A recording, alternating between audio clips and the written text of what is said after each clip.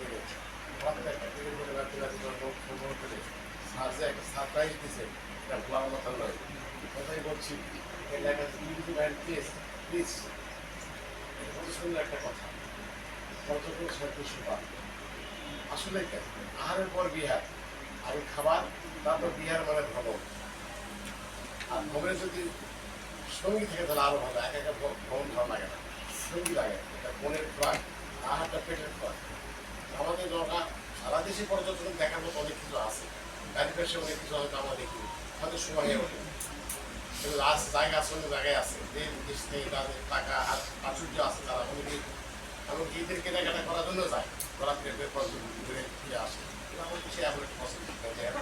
তবে নওগাঁতেও দেখার মতো অনেক কিছু আছে। 6টা পর্যটন জায়গা আছে আমাদের দেখার মতো। আর দেখার মতো সেখানে বিদেশি পর্যটন আসে, অথচ আমরা যাই না। অনেকেই আসে, কিন্তু রাস্তাঘাটটা স্যার ভালো হয়েছে, রাস্তা খুব ভালো হয়। কতটুকু যায় থাকার শান্তি পায়, খাওয়ার শান্তি পায়।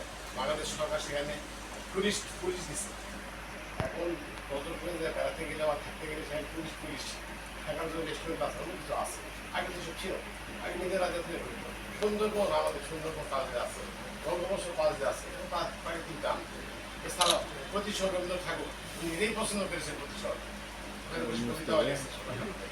নিশ্চয় দেখার মতো, নিশ্চয় দেখার মতো বাংলাদেশ আছে, না দেখার মতো হয়। কুসুমবা মসজিদ শুনে অনেক সময় শুনে জিনে তৈরি করছে, এগুলো না মানুষের তৈরি করছে। এক দুজন পিতা আছে আমার জানা। তারপর আলতাদিক সৌন্দর্য স্যার ভালো ছিল। এই যে আবার ইনপুট করা যায় কেমন একটা শোষণ সুগন্ধ হয়ে গেছে, হয়তো থাকবে না, গাছপালা বড় থাকবে না। তো আজকে ছোট্ট দিনে আমার স্যার বাবুতে মধ্যে আছেন, আমার এডিসি যারা সব আছে, সব আছে, আমার সরকারি আছে, ছাত্রছাত্রীরা আসছে, সবাইকে আমি সাধুবাদ জানাই।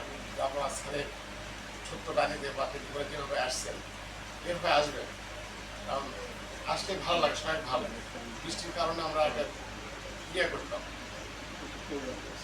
র্যালি করতাম, সেই র্যালিটা আমাদের থাকতে হলো। র্যালি করলে ভালো লাগে, র্যালি করলে আমাদের টিভি তো খাই ভাব, র্যালিটা পারলাম না।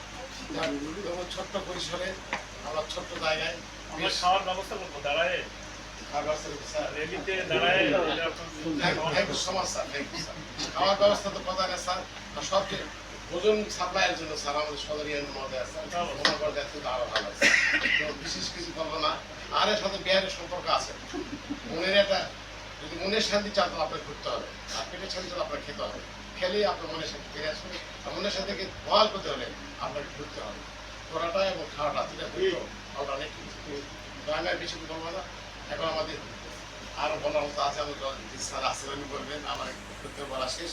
আপনি সবাই ভালো থাকেন, সুস্থ থাকেন। এগুলো আমার স্বল্প কথা শেষ করছি। আল্লাহ হাফেজ।